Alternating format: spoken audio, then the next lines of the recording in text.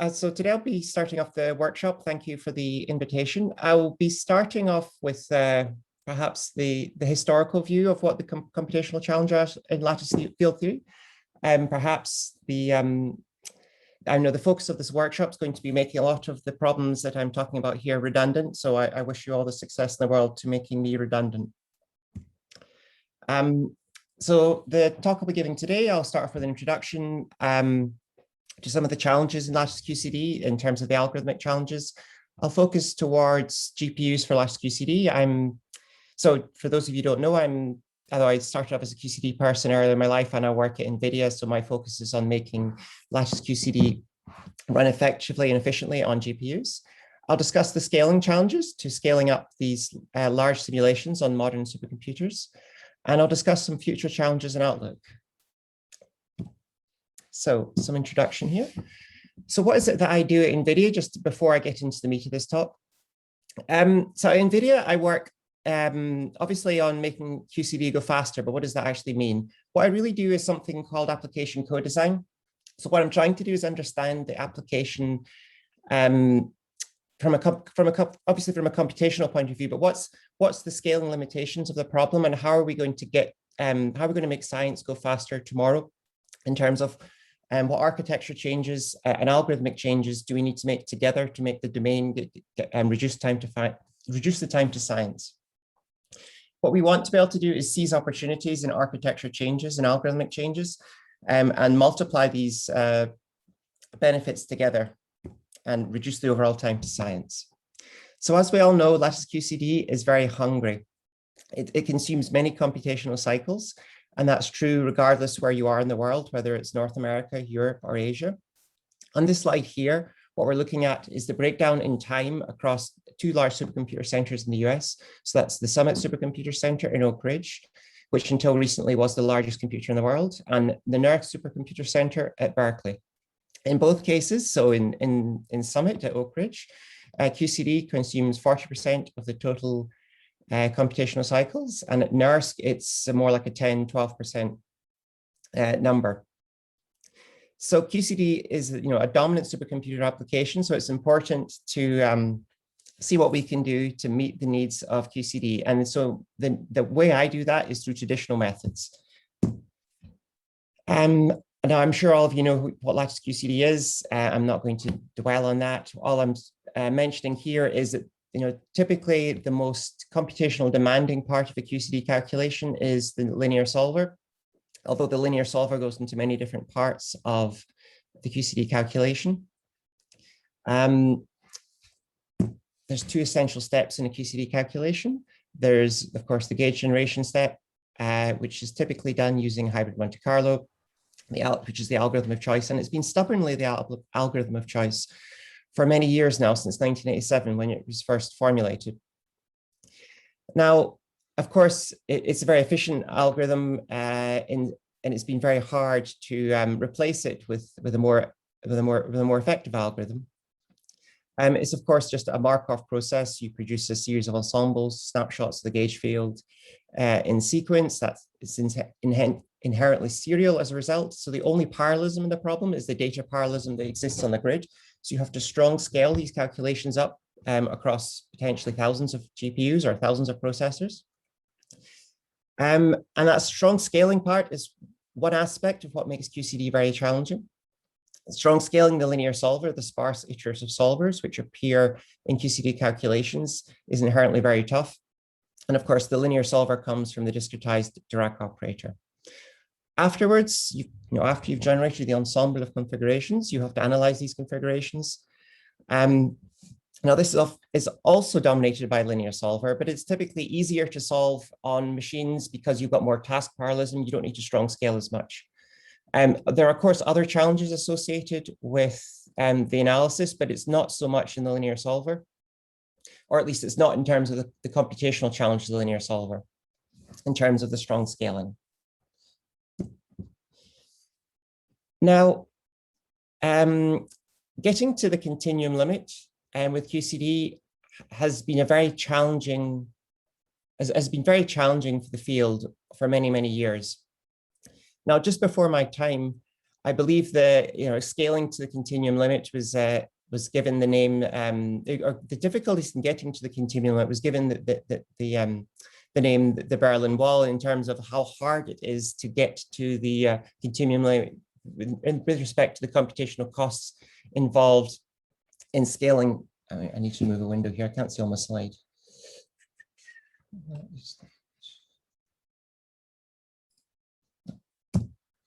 Okay. Okay, so the difficulties in scaling to the continuum limit was given the name getting over the Berlin Wall because of the extreme, essentially exponential increase in computation required as you reduce the lattice spacing, increase the volume, and decrease the quark mass. Now, this effect has been studied many times over the years. I show some plots here from the early 2000s, including one given by myself in the Lattice conference in 2006. Now, the simulation costs, so scale there's a term there with the volume, so the size of the box you're simulating, the lattice spacing A, and the quark mass. And the exponents of these variables are, they vary depending which publication you look at and where you look at in time. In the early 2000s, these values were quite pathologically large, and in the case of A and M, large and negative. I guess alpha is not that large, which is just the scaling of the volume, but A and M are large. And so that means as you go towards the continuum limit, the computational scaling gets pathologically bad. Now, there's been a lot of improvements since then to make it possible to scale the Berlin Wall, is what I'll call it. So some of those problems and the solutions are shown on this slide here. The volume scaling of the simulation that comes from having to hold the step size errors fixed as you increase the volume to get a constant acceptance rate. That has been effectively suppressed by using a fourth order integrator, force gradient integrators, etc. The linear solver critical slowing down. So as you decrease the quark mass, the condition number of the linear solver diverges, which makes it increasingly hard to solve the linear systems. So methods like adaptive multigrid, inexact deflation, they've effectively removed that as a concern for most fermion discretizations because the condition number and the implicit volume dependence of the iterative linear solvers is removed. The fermion force instability, what this was as you decrease the quark mass on the quark matrix, the low fermion modes cause an instability in the integrator. This required you to reduce the step size to 0 as the mass is taken to 0. This has effectively been solved with techniques such as Hassen-Busch-Mash preconditioning, multiple pseudofermions, etc. This allows you to reduce the quark mass towards the physical limit, but without requiring to take the step size of the integrator right towards 0. However, a problem which has not really been solved and remains the hardest computational challenge in lattice QCD is that of autocorrelation. Autocorrelations, as we take the lattice spacing towards 0, the autocorrelation lengths diverge, and you have to deal with things like being stuck in topological sectors, etc. Now, this isn't really a solved problem, and I guess it's one that there's going to be some focus on in this workshop. Okay, so switching over to GPUs for lattice QCD. So I'm sure many of you know what a GPU are. I'm sure all of you know what GPUs are nowadays. So GPUs are massively parallel processors as opposed to traditional CPUs, which are started off as serial processors and have got gradually more parallel in time. Because of the limitations in Moore's law and Dennard scaling, this single thread performance of CPUs has tailed off since the mid-2000s. And it's around this time where GPU computing has really taken off, and they're able to scale towards ever more computational resources because they're massively parallel. And so the transformation in Moore's law from Dennard scaling, so increasing clock frequency, has transmogrified into increasing parallelism, which allows GPUs to scale where CPUs have stalled. So what exactly is this GPU? So graphics processing unit, as I'm sure you're aware. So they're extreme hierarchical processors. There's a sketch of a GPU shown on the right-hand side here. In the bottom of the this plot, we're looking at the different multiprocessing cores. There's thousands of these on modern GPUs, up to 10,000 processing cores in modern GPUs. As you move away from the processing cores, down through the memory hierarchy, though and unfortunately up on this plot here, we move away from the processor cores, which means reducing memory bandwidth, increasing memory latency, down through the caches, eventually off chip to the device memory. One thing that makes GPUs notable versus CPUs is they have incredibly large memory bandwidths to their local memory, the device memory. So the latest GPUs have over 1 terabyte per second of memory bandwidth, approaching 2 terabytes per second of memory bandwidth. And then these are typically connected to a CPU system over PCI Express. You're programming these processors using a massively threaded programming model, where the threads are arranged in Cartesian grids or a Cartesian hierarchy of grids. And it's this Cartesian grid actually makes it very simple and straightforward to map the problem onto something which is like QCD, which of course is itself a Cartesian grid problem. We have this deep memory hierarchy, so optimizing for a GPU is it's very important to take into account the hierarchy and arrange your data in such a way that you have you keep your data in registers as much as possible and minimize how much data you keeps in host memory, which is the memory on the CPU. Now, it's not just the memory hierarchy you have to deal with. Increasingly, you have to think about the instruction hierarchy as well. Modern GPUs have got accelerated instructions for matrix multiplication, the so-called tensor cores. And to get peak floating point throughput on these processors, you really need to think in terms of matrix operations as opposed to simple vector operations.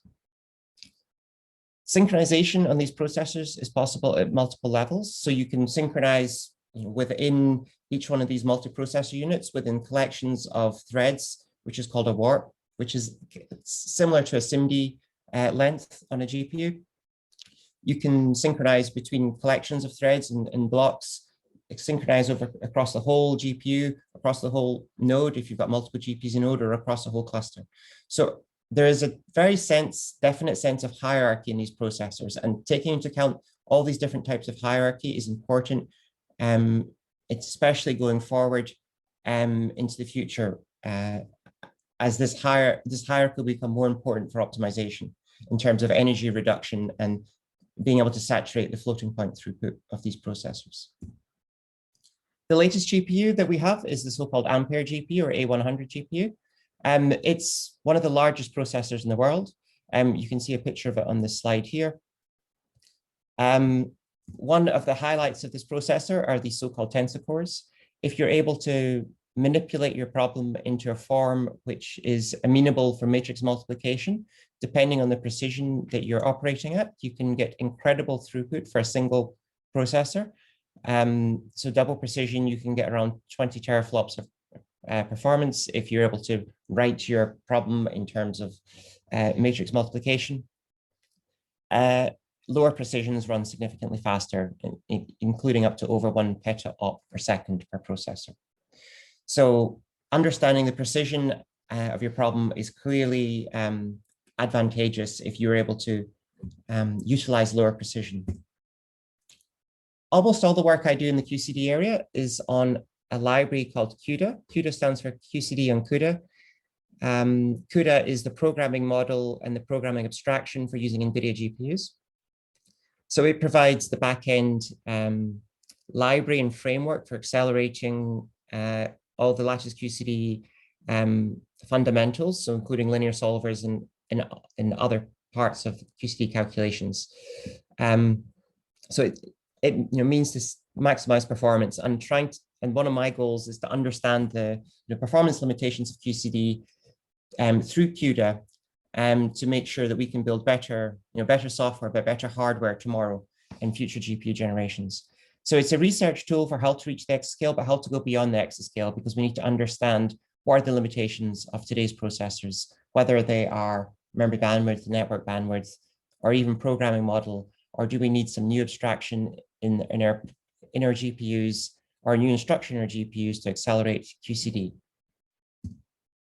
So just shout out to all my collaborators there. Now, if you were to look at the performance of QCD over time as a function of the different GPUs that NVIDIA has made, you would end up with this plot here where you're just looking at the green bars. The green bars show just the naive performance in applying the Wilson stencil on a GPU. And this is essentially a function directly of memory bandwidth. And if the performance of QCD was directly dictated by the memory bandwidth of a processor, we would not have a very scalable science solution going forward. We would always require more memory bandwidth, and that would always be a limiter. What we're also showing in this slide is the performance in terms of the speed up to lattice QCD over time, over the same period of time, using the CUDA library. Now, what I would note is the green bars are on a linear scale on the left-hand axis. The speed up, the dotted line, or the solid line, I should say, is on a logarithmic scale. So over the same scale, we've seen 10x, 20x performance improvement per processor in just applying the stencil, the fundamental building block of QCD. But over the same period of time, we've seen a 300x improvement in solving for that linear system, and that's through the multiplicative improvement that comes from understanding the algorithms and understand how they map onto the architecture. So it's this, this coupling between the software and the hardware is critical. So before I get onto some of the challenges in QCD going forwards, let me just highlight a couple of the things that we have to do to get QCD to run effectively on GPUs today. Now, the building block, of course, is the Dirac operator. How do we get the Dirac operator onto a GPU? So, the D/ is actually maps very, very naturally onto a GPU. You have a massive threaded parallelism on a GPU. Lattice QCD has a lot of parallelism on the grids. If you assign one grid point per thread, or one thread per grid point, I should say, you have a lot of parallelism, and it's for most QCD problems on traditional GPUs over the last 10 years, this has been enough parallelism to saturate the GPU, and you're able to saturate the memory bus and get maximum performance. Now, as many of us know, QCD is a memory bandwidth bound operation, and that stems from the fact purely that the number of numbers we have to load and the amount of computation we have to do gives us an arithmetic intensity which is very low. It's around 1 or 0.92 in single precision.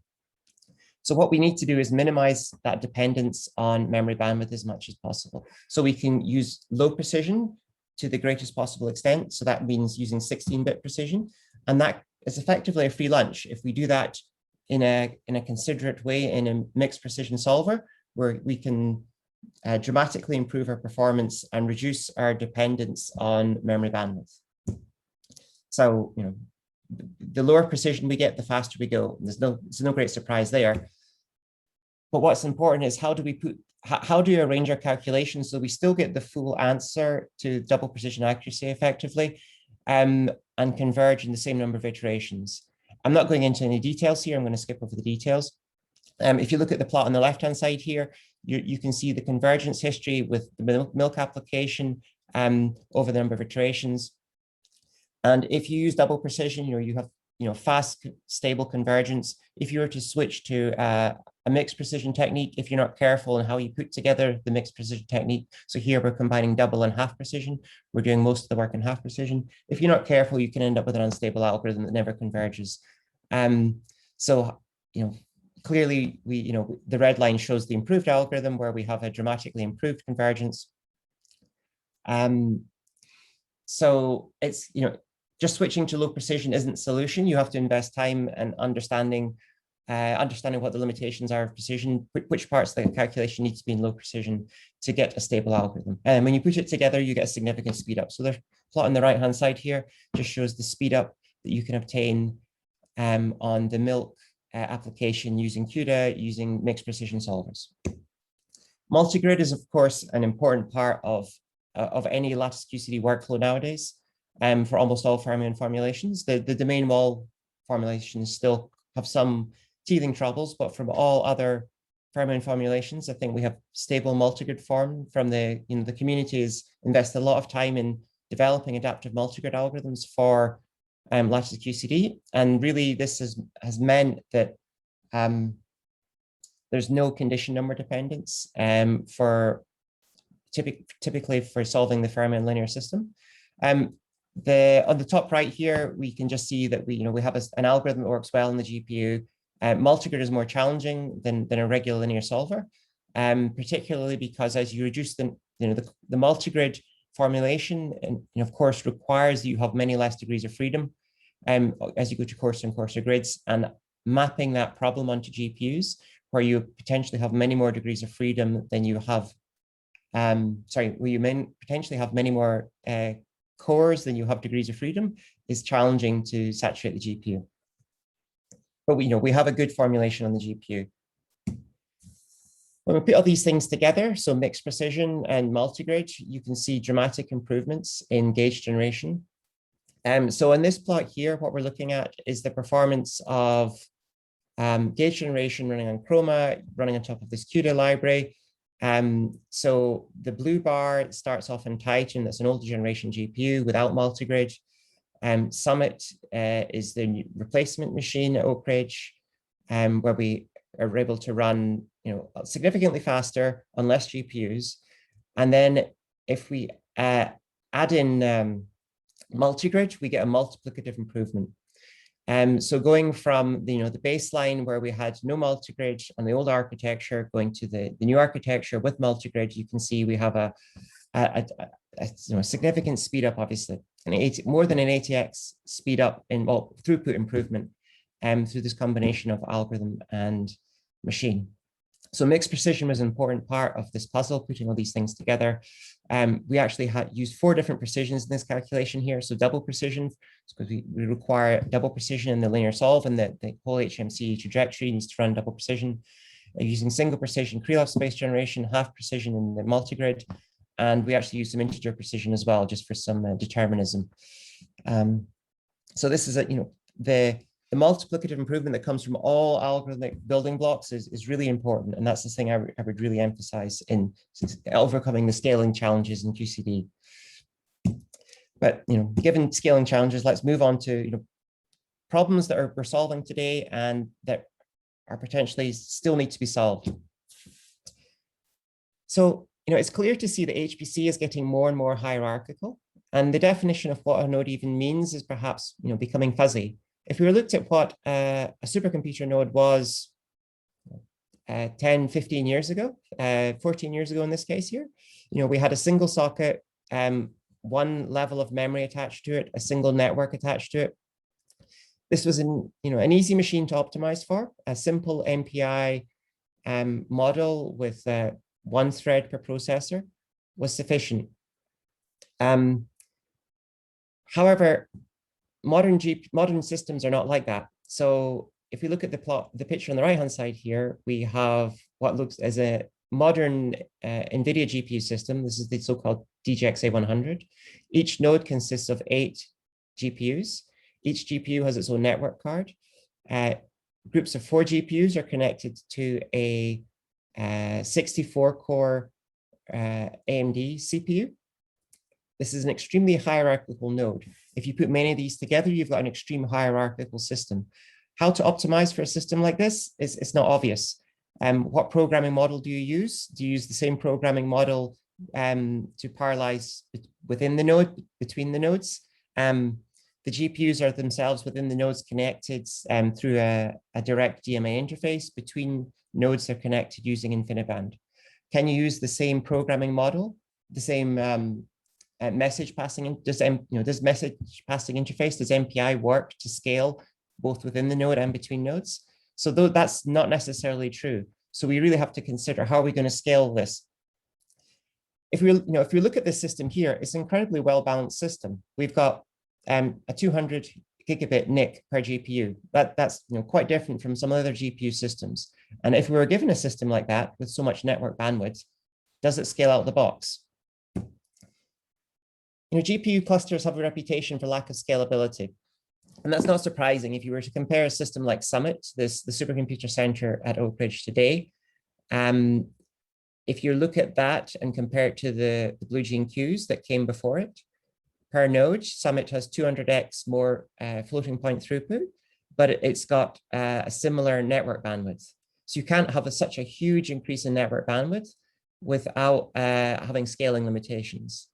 But unfortunately, typically supercomputers are built for a broad range of applications, and Lattice QCD is the outlier. If you look at the network bandwidth requirements of Lattice QCD and you compare it to other supercomputer applications, you'll see that Lattice QCD is the outlier in terms of the network bandwidth required per local compute on the node. But if you were to build a GPU computer with all this network bandwidth, just like this DGX Wave 100 system I just showed you, this has like 8x more network bandwidth per GPU than Summit. By building a balanced system, does it automatically give you scaling? That's not necessarily true, as I'll show you. And so there's issues to be overcome there. So, we're to deploy a calculation multiple GPUs with any stencil problem. You do domain decomposition. You're trying to overlap the computation on the interior with the face exchange between processors. And here the face exchange could be between GPUs within the same node or between nodes.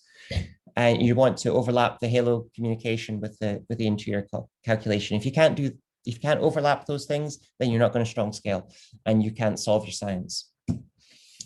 Now, this picture here, maybe jumping into the weeds, but all it's showing is a visualization of the timeline of what's happening on a GPU. What you want to see is that the thing marked as D/GPU, the interior kernel, needs to hide all the other activity. The copies, the P2P copies here are the exchanges, the network exchanges.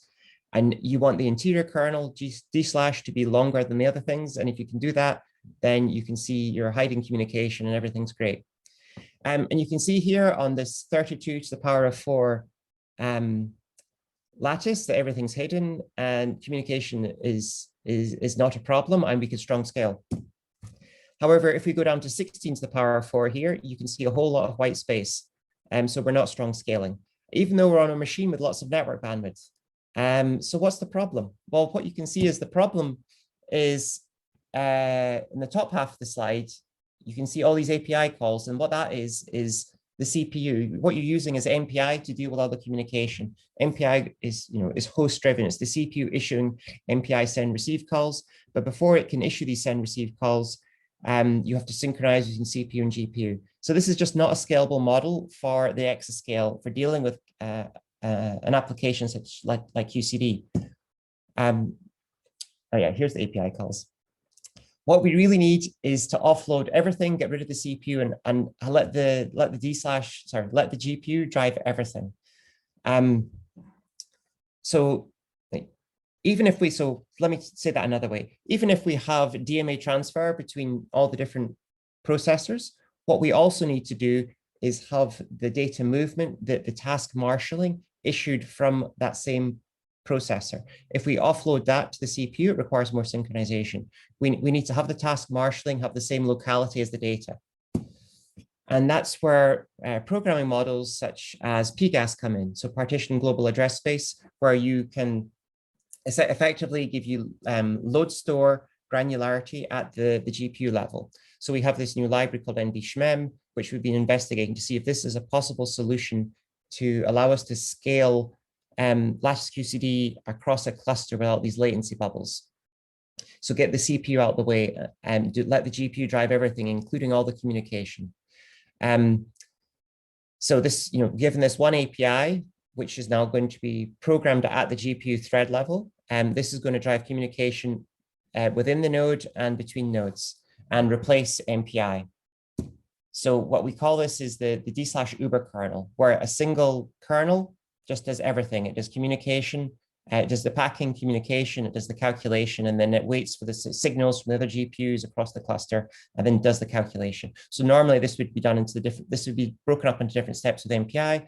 But now we do everything in a single kernel, and we remove the CPU, and everything scales really well. And this allows us to scale to this kind of exascale that we would like to see. So now we can scale up to, well, here we're not going up to 1,000 GPUs, we're going up to 512 GPUs here, but we're at these the local lattice sizes that we need to be able to get to solve these large problems in QCD. So this is an important piece of the problem, we think, for being able to scale lattice QCD to the exascale. But another problem we run into is that there's a lack of parallelism.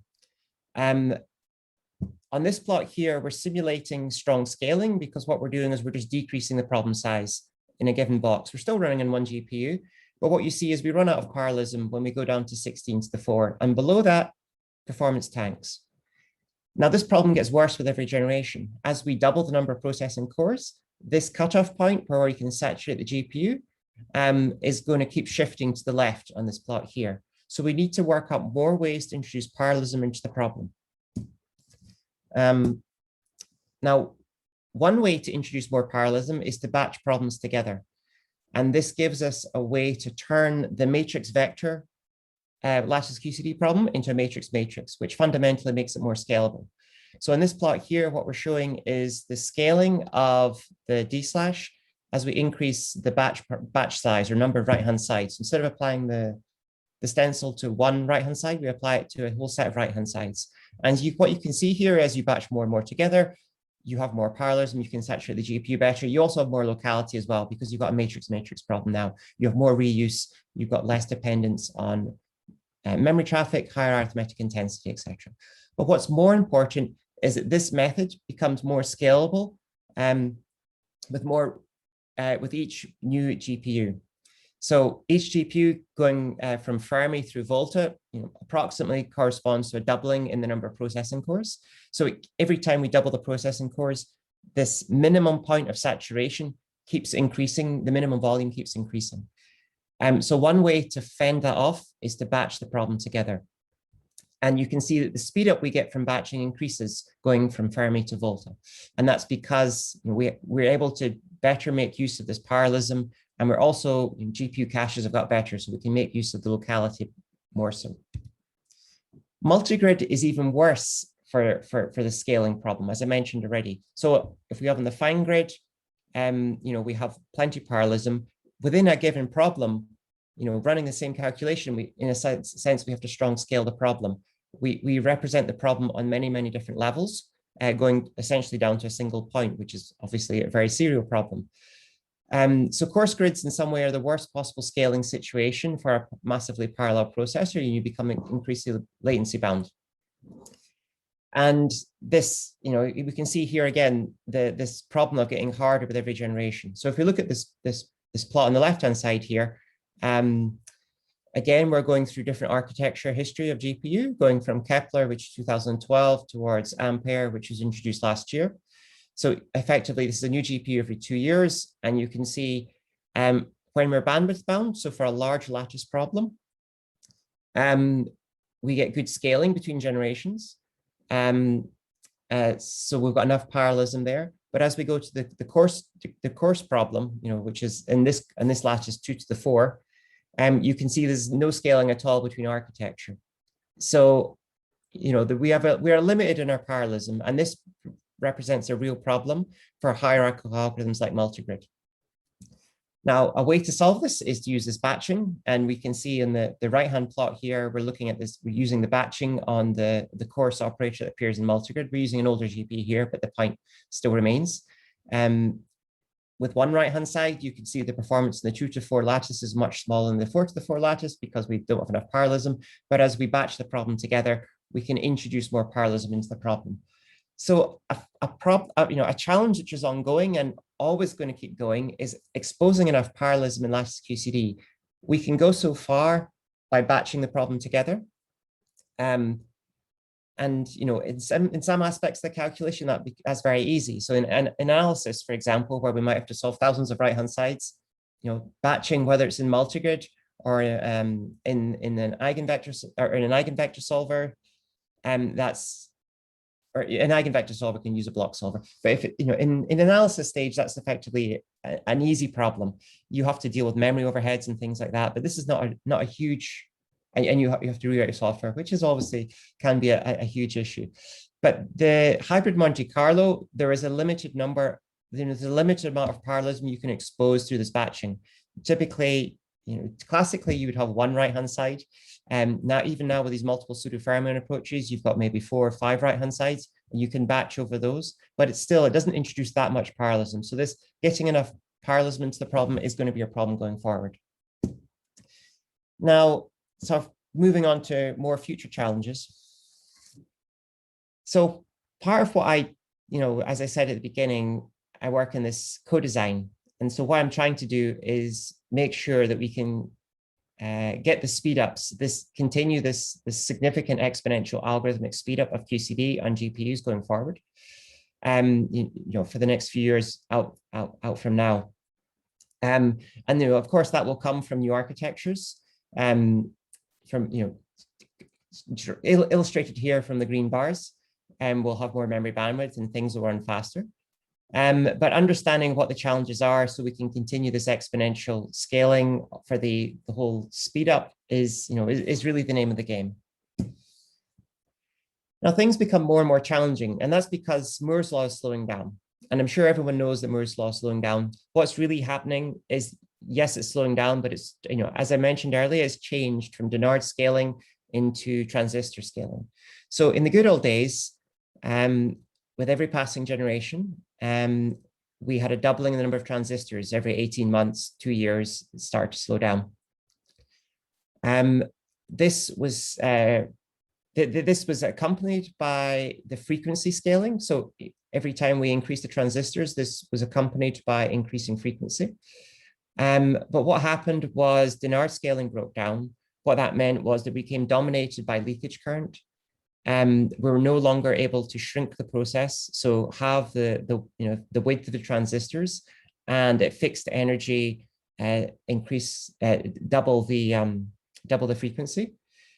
We were still able to increase the transistor count as we decreased the process, but so as a result of the breakdown of Dennard scaling, we entered the multi-core and many-core era. And you can see as the frequency scaling tails off here, the green bars in the mid-2000s, we switched to the multi-core era. You can see the black bars. So these are, one is a consequence of the other. The only reason we're multi-core is because Dennard scaling broke down. So the question is, will we even get to the 10 exaflop scale? And will we, it's taken a long time to get to exascale. So exascale is, real soon now. We're at half an exaflop HPL 600 petaflops HPL with Fugaku will be at the exaflop, should be next year with Frontier at Oak Ridge. It makes sense to think about, are we going to get to 10 exaflops anytime soon? Even if we can get to 10 exaflops, what can we do with it with QCD? What we are going to do is going to get to 10 exaflops relatively quite soon with AI. So by AI here, I mean low precision matrix multiplication throughput. So starting with Summit, but all supercomputers since then are seeing a significantly larger throughput in the type of operations that are required for deep learning, machine learning applications. So that means low precision matrix multiplication. So Summit kicked off this era. Fugaku has continued it, even though it's a completely different architecture. It's an ARM CPU. Summit's a GPU system. But they both show the same thing, that AI flops are going to scale a lot more in the future, and that this gap is only going to increase. Going towards 2023, where we will be in the, firmly in the HPL exaflop era. So that means FP64 exaflops, but we'll be in the 10 exaflop era for AI. So you can track this with this HPL AI benchmark, which is a modification of HPL, but using low precision. So it's a low precision mixed precision solver, effectively, dense linear algebra, but it tracks, it can use this to track performance. So how are we going to be able to use all these flops? Or can we use them at all for QCD? So future machines are going to be even more challenging. We really are going to have to use these matrix and tensor operations to saturate the machine. Low precision is going to go much, much faster than classical FP64. You're going to need extreme parallelism to saturate these machines. And the hierarchy and locality of the machine has to be considered under the underlying algorithms. So, the hierarchy, we want to keep data on chip as much as possible. We want to keep data in cache as much as possible. We want to keep data in registers as much as possible. We have to mine that locality as much as possible, not just to minimize memory traffic to improve performance, but also to minimize power concerns as well, because we're becoming more and more power constrained. How can we rework the whole QCD pipeline to expose algorithms in a matrix form to map onto these on this architecture? And of course, we considered the hierarchy in terms of communication. MPI is not the scalable programming paradigm to go onto the exascale machines, because you have to go through a CPU, or classical MPI anyway isn't. And so you have to use a PGAS or UPC type programming interface to allow you to move the communication to where the data is and do fine-grained communication. So there's a lot of challenges here. We've done some initial first steps here just to give you some illustrations of what can be done. We've started to utilize these tensor cores for Lattice QCD. So multigrid is a preconditioner. We know we can use low precision multigrid. So we can use 16-bit tensor cores. It's perfectly adequate. It doesn't change the convergence at all because the outer pre-loss-based generation is still done in high precision. But we get very large speedups when we do that. That's great. It's next steps. We'll apply this type of technology to multi-rank sides, to eigenvector orthogonalization, to plumb this type of problem into the pipeline. Like the end goal is to have an end-to-end pipeline where we reformulate the whole HMC and analysis pipeline in terms of matrix multiplication form. And this slide here kind of illustrates work that I'm doing with the Slaffin collaboration, where we have the classical approach is shown as algorithms such as Lanczos, multigrid, projections and insertions are all inner products effectively, but done serially. And then when we reformulate the problem for this batch matrix multiplication form, we turn Lanczos into block Lanczos, we turn sequential multigrid into multi-run side multigrid, we turn sequential inner products into block inner products. And a consequence of doing that is we have a form that can map well into these architectures, but we increase the arithmetic intensity, increase the locality, increase the parallelism. So we're reformulating the problem into one which is scalable for the future. And we have to do this at all levels. In principle, if we're going to scale to these exascale and beyond exascale machines, we have to reformulate the entire pipeline, and wherever possible, remove vector operations and turn them into and matrix vector operations and turn them into matrix. And this is a significant undertaking and will require new algorithms with respect to HMC, for example, to expose enough parallelism. But the basic goal is understand these future architectures and aim for superlinear scaling. But the question is it all worth it, I suppose? And this is my last slide here. We can make our algorithms go much faster, especially with analysis. In analysis, this is clearly going to work really well. We can batch our problems together and we can expose enough parallelism and we can put our problem into a form which will work really, really well on future architectures. But going back to the HMC problem, and the problem I mentioned earlier of the autocorrelation lengths getting worse as we get towards the continuum limit. How much of an impact can we have on scaling that final hurdle of the Berlin Wall?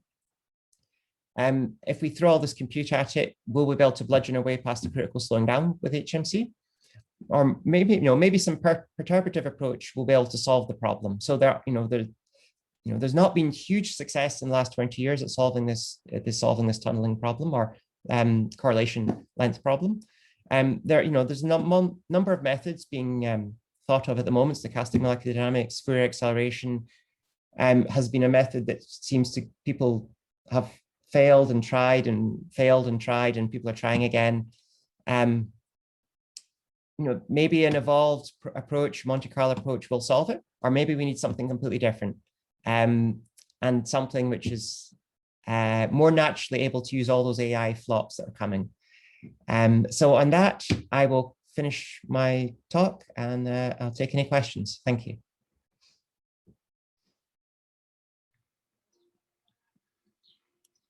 Well, Kate, just so you don't have any questions, I'll ask one. Okay. I noticed that it did very well, the multi-grid did very well, or the scaling did very well in the 4 to the 4th. It jumped from 2 to the 4th to 4 to the 4th dramatically. So, I mean, maybe that's the sweet spot. But then what I'm wondering is when you get to multi-grid, you know, there are different ways to go down. And what about getting to dense matrix operations at the bottom? Sure. So yeah, especially if you have these dense matrix operations, absolutely. Yeah, I mean, that looks very good for the future architecture because you have all of these flops locally, right? Well, if you think, well, let's just think, spitball it for a second. If you have a 2 to the 4 lattice, yeah, that's 16 grid points. You've got, you know, 32 colors, effective colors in the coarse grid, say. So, so you've got 1,000 degrees of freedom, 16,000. You've got 16,000 degrees of freedom. That, well, you've got matrices that are, you know, sort of ordered by 1,000 by 1,000. That's so in principle, yes, but you have this. But remember, this is going to be distributed over the entire machine. So you have to deal with an all-to-all communication problem then. So there are possible solutions there, absolutely, but you have to think about whether the price of a dense matrix formulation is worth the all-to-all communication. If you do a dense matrix formulation, you solve it as a dense matrix inverse, then you have all-to-all communication. You've got to do a collective all-to-all. Right, but there's a lot of alternatives there that haven't been explored because multi-grid has usually been framed to try to keep it as sparse as possible. And that may not be what you want to do at the bottom. Sure, no, I'm saying if you take your coarse problem, a sparse problem, and turn it into a dense problem, and you solve, you know, you've got a distributed dense matrix problem you've got to solve. And so you exchange a sparse neighbor communication for a dense, which is iterative. So you've got, you know, multiple iterations of sparse local communication, and you exchange that for a global one-time all-to-all collective. Maybe we should move. Sure. Oh, sorry. Yeah, I was going to say maybe we should move on to some of the other questions. I see there's a queue. Do you want to finish your sentence, though, Kate? I didn't mean to interrupt.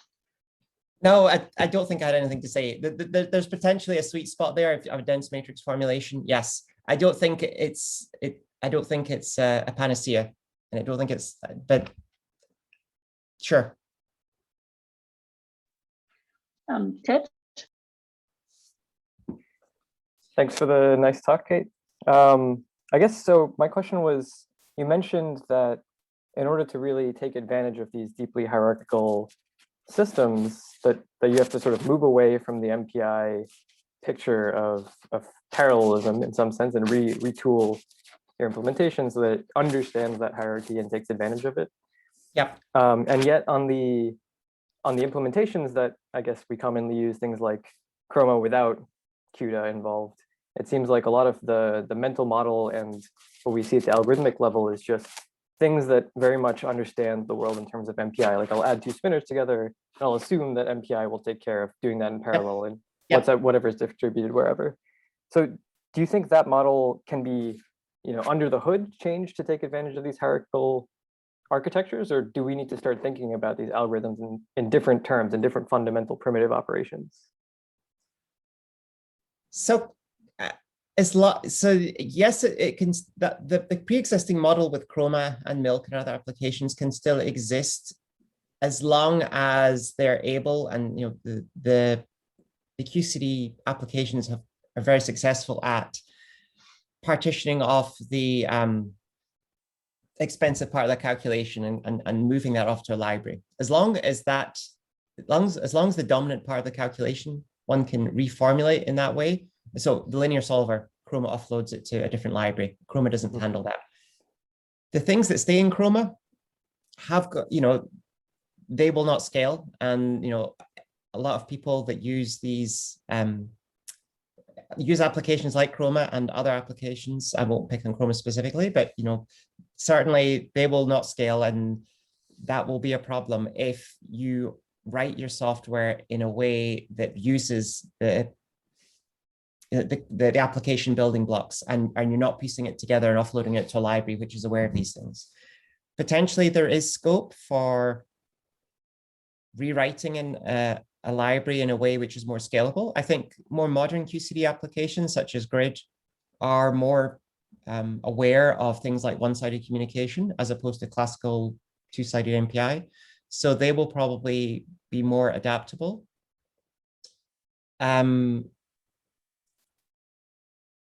It may become the case that for something like HMC, you have to not just have Chroma call linear solver, or other applications just call the linear solver in a library like CUDA or some other library for other architectures. You have to offload the entire, gauge generation or something like that, because potentially you need to couple the more and more of the algorithm to the underlying architecture details. I would say that the approach that I described very briefly there, the NV-SHMEM approach, it is designed to be interoperable with MPI. So you can just use this sort of fine-grained communication in targeted parts of your application. Mm-hmm. So it will depend on how the algorithms change. The advantages of being in something like Chroma in a high-level application is you can write down your fermion evolution algorithm in a very high level. You can write out your force terms in a straightforward way without having to worry about all the individual details, and it will take care of it. And it might not do it fast, but it will take care of it. So I guess it's just going to see, well, just how things turn out will just depend. I mean, if it's more of the same and people just run more HMC and the current approach, which has worked well, just works for the next 5 years, then, or if the same approach is just applied for the next 5 years, then perhaps we'll be fine. If a new algorithm that comes along which requires more plumbing, if it's more tightly coupled, then yeah, we'll be in trouble. Makes sense. Thanks.